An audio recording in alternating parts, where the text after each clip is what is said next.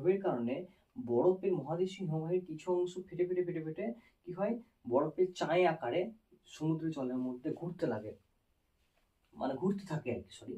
এই সমুদ্রের জলের মধ্যে যখন বরফের এই অংশ, বিরাট বড় অংশ ঘুরতে থাকে, তখন তাকে আমরা বলছি, এই অংশটাকে আমরা বলছি, কি বলছি, হিমশৈল। তখন তাকে আমরা বলি হিমশৈল।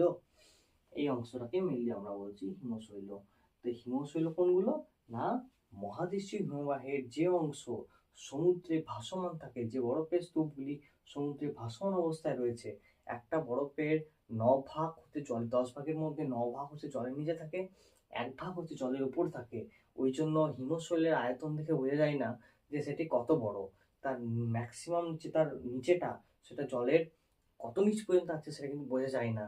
তার কারণে এখানে একটা খুব বিখ্যাত একটা ঘটনা ঘটেছিল 1912 সালে, 4 এপ্রিল, যখন টাইটানিক জাহাজ প্রথম তার যাত্রা শুরু করে আমেরিকার উদ্দেশ্যে।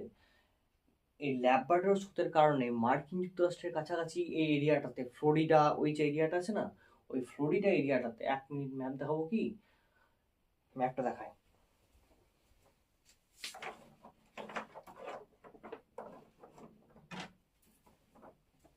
এই যে এই জায়গাটাতে মার্কিন যুক্তরাষ্ট্র আসতে দেখতে পাচ্ছ আশা করি। এই যে এই জায়গাটাতে, এইখান থেকে এই গ্রিনল্যান্ডের এই জায়গা থেকে একটা স্রোত আসে, স্রোতটার নাম হচ্ছে ল্যাব্রাডর স্রোত।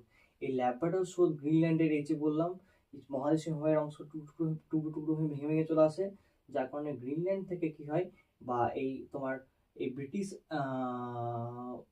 হাডসন উপসাগর এই জায়গা থেকে, এইখান থেকে কি হয়, কানাডার এই জায়গাটা থেকে বরফের স্তূপগুলি ভাঙতে ভাঙতে এই সমুদ্রের জলের সঙ্গে ভেসে ভেসে, সমুদ্রের স্রোতের সঙ্গে ভেসে ভেসে এইখানে এসে জমা হয়। এখানে এসে ল্যাব্রাডর স্রোতের সঙ্গে এখানে এসে জমা হয় এবং সমুদ্রে ভাসতে থাকে।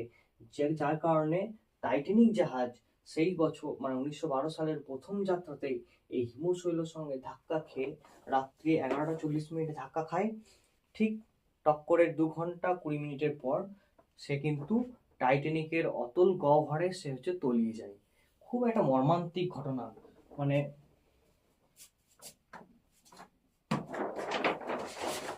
এই টাইটানিক সিনেমাটা না খুব মর্মান্তিক, চরম মর্মান্তিক।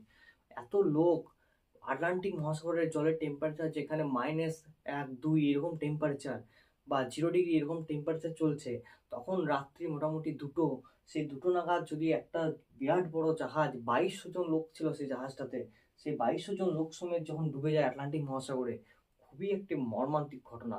চারিদিকে শুধু মৃত্যু